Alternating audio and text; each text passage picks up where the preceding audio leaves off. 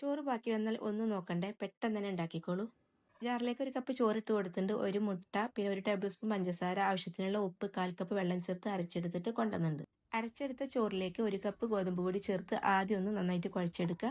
എന്നിട്ട് കുറവുണ്ടെങ്കിൽ വീണ്ടും നമ്മൾ കുറച്ച് ഗോതമ്പ് പൊടി കൂടെ ചേർത്തിട്ട് ഒന്നുകൂടെ അങ്ങ് കുഴച്ചെടുത്താൽ മതി. 1/4 കപ്പോളം ഇതിലേക്ക് നമ്മൾ ചേർത്തിട്ടുണ്ട്. ലാസ്റ്റ് ഇതിലേക്ക് 1 ടേബിൾ സ്പൂൺ ഗീ കൂടെ ചേർത്തിട്ട് ഒന്ന് മയത്തിൽ തന്നെ കുഴച്ചെടുക്കുക. അരമണിക്കൂറിന് ശേഷം നമുക്ക് 2 പോർഷനാക്കിയിട്ട് മാറ്റിയിട്ട് ഇതുപോലെ തന്നെ റോൾ ചെയ്തിട്ട് പിന്നെ കുറച്ച് ഗോതമ്പ് പൊടിയിൽ ഓയിൽ കൂടെ ഒഴിച്ചിട്ട് മിക്സ് ചെയ്ത് ഒന്ന് ബ്രഷ് ചെയ്തിട്ട് കൊടുക്കുക.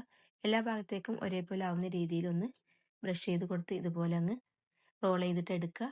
ഇതുപോലെ റോളാക്കിയതിന് ശേഷം ഓരോന്നും ബോൾസ് ആക്കിയിട്ട് എടുക്കുക. ബാക്കിയുള്ള മാവും പരത്തി എടുത്തിട്ട് ഇതുപോലെ അങ്ങ് ബോൾസ് ആക്കിയിട്ട് വെക്കുക.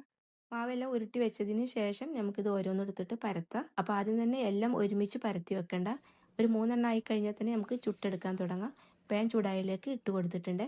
എന്നിട്ട് ഇതൊരു 4 പ്രാവശ്യം തിരിച്ചു മറിച്ചൊക്കെ ഇട്ടിട്ടാണ് ഇത് റെഡിയാക്കിയിട്ട് എടുക്കേണ്ടത്. ഇത് പൊറോട്ടയാണെന്ന് വെച്ചാൽ പൊറോട്ടയല്ല, ചപ്പാത്തിയാണെന്ന് വെച്ചാൽ ചപ്പാത്തിയല്ല. ഇത് രണ്ടിൻ്റെ ഇടയിലുള്ളൊരു ഐറ്റമാണ്. നമുക്ക് കറിയൊന്നും ഇല്ലെങ്കിലും ചൂട് കട്ടൻ ചായയുടെ കൂടെ കഴിക്കാനും നല്ല ടേസ്റ്റാണ്.